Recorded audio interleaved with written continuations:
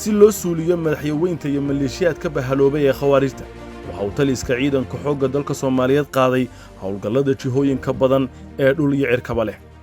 hawlgalladan oo lagu beegsaday goobaha ay argagixisadu islaayeen waad ku nabadgelaysaan isla markaana gabaad ayaad ka helaysaan.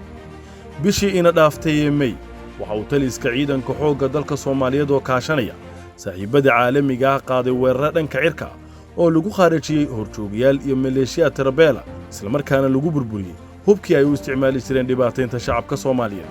taliska ciidanka xoogga dalka Soomaaliyeed ayaa duqeyn dhanka cirka ku dilay horjoogihii waxay ugu yeedhaan sakawaadka ugu qaabilsanaa khawaarijta gobolka Shabeellaha Dhexe waxaana lagu magacaabi jiray Maxamed Deeq. afkarashadiisuna waxay ahayd Saleebaan iyadoo ay horjoogahan in la dhinteen maleeshiyaad ilaalo u ahaa.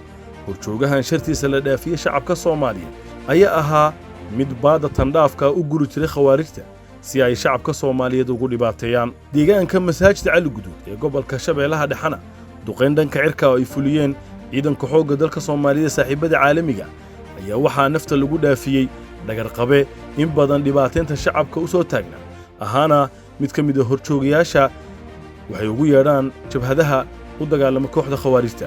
taliska ayaa sidoo kale duqeymo jabab baxad leh lagu gaarsiiyay khawaarijta ka fuliyay gobolka Shabeellaha Hoose ay argagixisadu isku dayeen inay isku urursadaan si weerar fuliynimo leh ay u maleegaan. khawaarijta ayaa duqeymahaasi laga fuliyay gobolka Shabeellaha Hoose ku waayay horjoogayaal iyo maleeshiyaad muhiim u ahaa kooxda khawaarijta argagixisada arxanka darna Al-Shabaab isla markaana gaaraya boqolaal.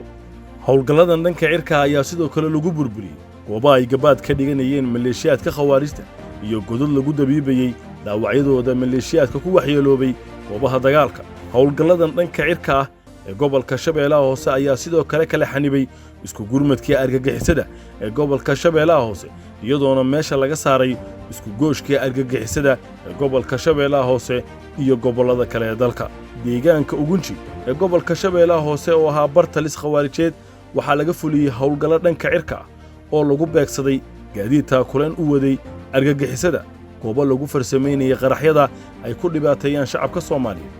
Ugunji sidoo kale waxaa lagu burburiyay goob maxkamad beenaad ah oo ay maleeshiyaadka khawaarijtu ku dhibaateyn jireen shacabka Soomaaliyeed. maxkamad beenaadyadaas oo ay argagixisadu ku banaysteen dhiigga iyo hantida shacabka Soomaaliyeed. gobolka Baay gaar ahaan deegaanka Habaare ayuu taliska ciidanka xoogga dalka Soomaaliyeed ka fuliyay duqeyn dhanka cirka oo lagu beegsaday gaari walxaha qarxa laga soo buuxiyay oo ay khawaarijtu doonayeen inay ku beegsadaan shacabka Soomaaliyeed ee ku dhaqan gobolka Baay waxaana halkaasi ku nafwaayay sodomeeye argagixisada oo ay ku jiraan laba horjoogo oo hogaaminayay. sidoo kale waxaa aaga deegaanka Habaare lagu burburiyay talis soo jireen ahaa oo ay ku dhumaalaysanayeen horjoogayaasha ka tirsan maleeshiyaadka argagixisada arxanka darna Al-Shabaab.